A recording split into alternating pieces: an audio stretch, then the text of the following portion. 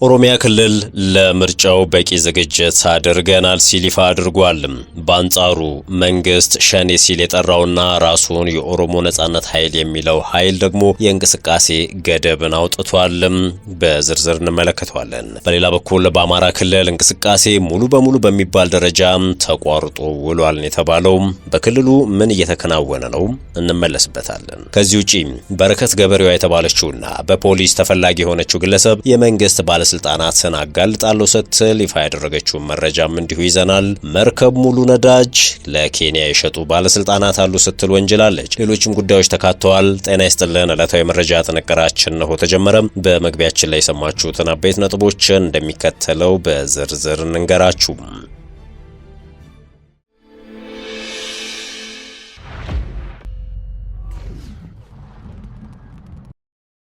ወደ ቀዳሚው ጉዳያችን አመራን። በአማራ ክልል እንቅስቃሴ ሙሉ በሙሉ በሚባል ደረጃ ተቋርጦ ውሏል። የአማራ ፋኖ ብሔራዊ ንቅናቄ አፋብን የተሰኘው ታጣቂ ኃይል በአማራ ክልል ለ5 ቀናት የሚቆይ የእንቅስቃሴ እገዳ መጣሉን ተከትሎም ከባህር ዳር ወደ ተለያዩ ከተሞች የሚጓዙ አሽከርካሪዎች በትላንትናው ዕለት ስራቸውን ማቆማቸውን አስታውቀዋል። በጎንደርና በደብረ ማርቆስ ከተሞች የሚገኙ የህዝብ ማመላለሻ አውቶቡስ መናኸሪያዎችም በተመሳሳይ በትላንትናው ዕለት ምንም አይነት ስምሪት አለማስተናገዳቸውን የዓይን እማኞች ነገሩኝ ሲል ኢትዮጵያ ኢንሳይደር ዘግቧል። አፋብን ከቀናት በፊት ባወጣው መግለጫ ከትላንት አርብ ግንቦት 21 2018 ጀምሮ ለተከታታይ 5 ቀናት ከአምቡላንሶች በስተቀር ሁሉም መንገዶች ለተሽከርካሪ ዝግ መደረጋቸውን አስታውቆ ነበር። ንቅናቄው በተሽከርካሪዎች ላይ ገደቡን የጣለው የህዝብን ደህንነት ለመጠበቅ ሲባል እንደሆነ በመግለጫው አመልክቷል። ወደ ተለያዩ ከተሞች ህዝብ የሚያመላልሱ ሚኒባሶችና አውቶቡሶች አገልግሎት መስጠት አቁመው ውለዋል። በከተማዋ በሚገኙት የጎንደር በርና ጎጃም በር መናኸሪያዎች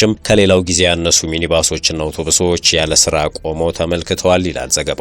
ሁሉም መናኸሪያዎች አዲስ አበባን ጨምሮ ወደ ደብረ ማርቆስ፣ ጎንደርና ደሴ ከተሞች የሚጓዙ የህዝብ ማመላለሻዎችና መኪኖች ተሳፋሪዎችን የሚጭኑባቸውና የሚያወርዱባቸው ናቸው።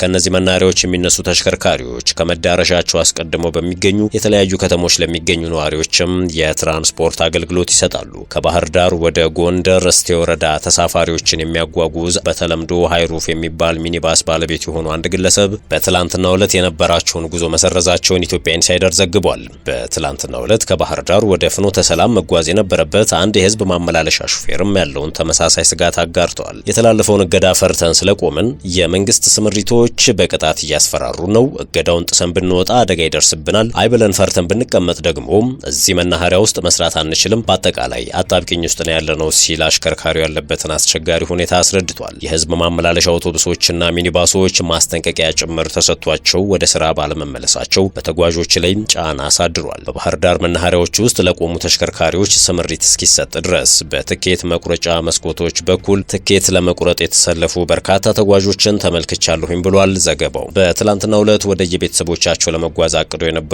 የባህር ዳር ዩኒቨርሲቲ ተማሪዎችም በእንቅስቃሴው እገዳ ምክንያት ተቸግረው ታይተዋል። በባህር ዳር ዩኒቨርሲቲ ዋና ግቢ በር ላይ ተሰብስበው የነበሩ 10 ገደማ የሚሆኑት እነዚህ ተማሪዎች ቤተሰቦቻቸው ወደሚገኙባቸው ከተሞች የሚሄዱ ተሽከርካሪዎች በማጣታቸው ምክንያት ወደ ከፍተኛ ትምህርት ተቋማቸው ለመመለስ ተገደዋል።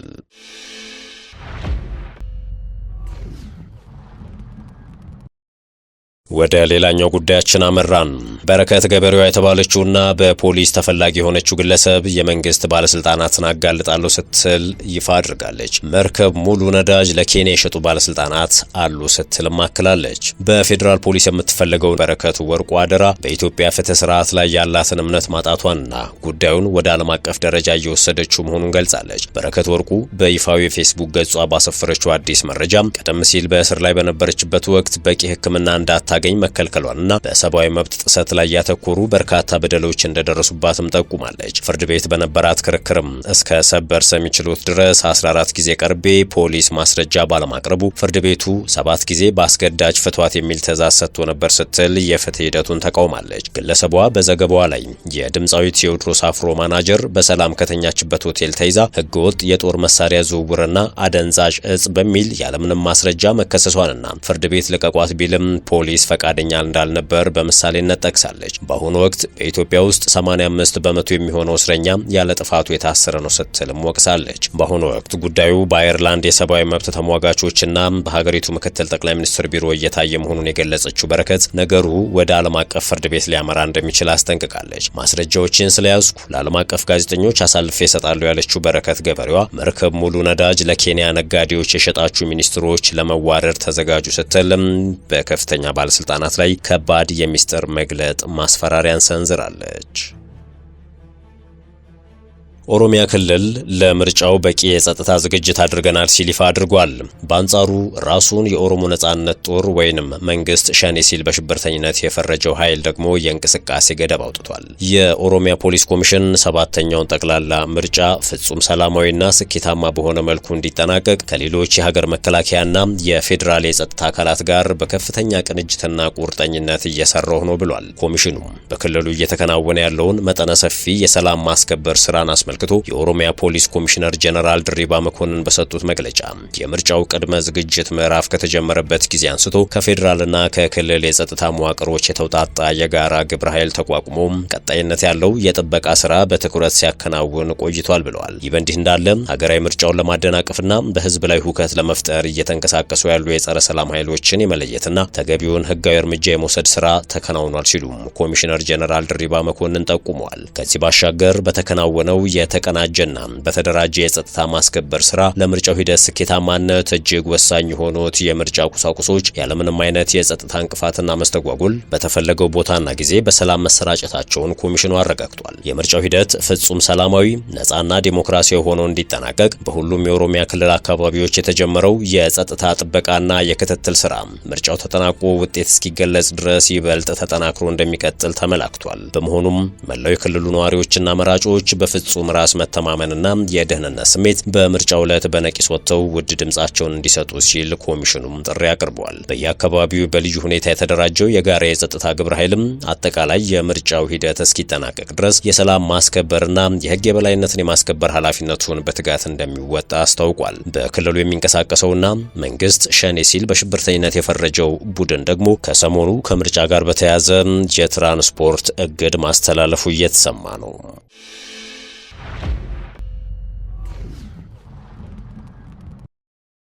ወደ መጨረሻው ጉዳያችን አመራን።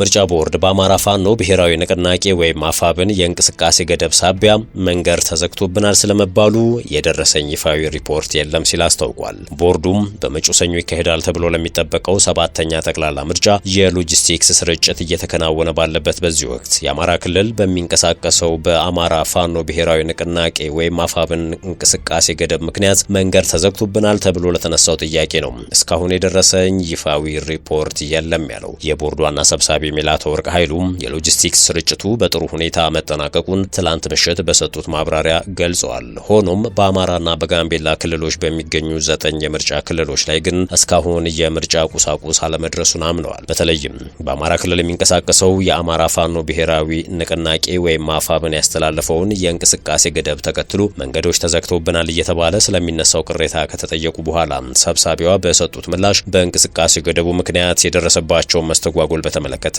እስካሁን ድረስ ወደ ቦርዱ የመጣ ይፋዊ ሪፖርት የለም ብለዋል። ይሁን እንጂ ሰብሳቢው አክለው እንዳረጋገጡት በአማራ ክልል ከሚገኙ 48 የምርጫ ክልሎች ውስጥ በጸጥታ ምክንያት ምዝገባ ዘግይቶ በነበረባቸው 40 ክልሎች ላይ ብቻ ምዝገባ መከናወን የቻለ ሲሆን ቀሪዎቹ 8 የአማራ ክልል የምርጫ ክልሎች ግን ዘንድሮ ምርጫ የማይካሄድባቸው መሆኑ ታውቋል። በትግራይ ክልል ሙሉ በሙሉና በአማራ ክልል በተወሰኑ 8 የምርጫ ክልሎች ምርጫ ባለመካሄዱ ምክንያት የህዝብ ተወካዮች ምክር ቤት ካሉት 547 መቀመጫዎች ውስጥ በ501 ወንበሮች ላይ ብቻ ውድድር ይካሄዳል። የትግራይ ክልል ባለፉት 5 ዓመታት በህዝብ ተወካዮች ምክር ቤት ውስጥ አባል ያልነበረው ሲሆን በዘንድሮ ምርጫም ምንም አይነት ተወካይ የማይኖረው መሆኑ ተረጋግጧል። ለሰባተኛው ጠቅላላ ምርጫ 54 ሚሊዮን 57 ሺህ በላይ መራጮች ተመዝግበዋል ብሏል ቦርዱ። ብሔራዊ ምርጫ ቦርድ ቀደም ሲል የገለጸው የመራጮች ቁጥር 50.5 ሚሊዮን የነበረ ቢሆንም በልዩ ሁኔታ የተመዘገቡትን ጨምሮ አሁን ላይ የመጨረሻው የተሟላ ቁጥር 54 ሚሊዮን 57 ሺህ ደርሷል ብሏል። ውድ የሸገር ታይምስ ቤተሰቦች የሰዓቱ የመረጃ ጥንቅራችን ይህን ይመስል ነበር።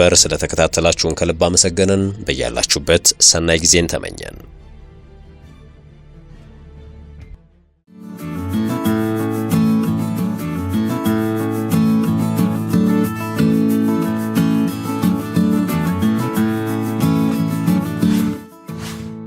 ሸገር ታይምስ ሚዲያን ሰብስክራይብ በማድረግና ደወሉን በመጫን ይከተሉን።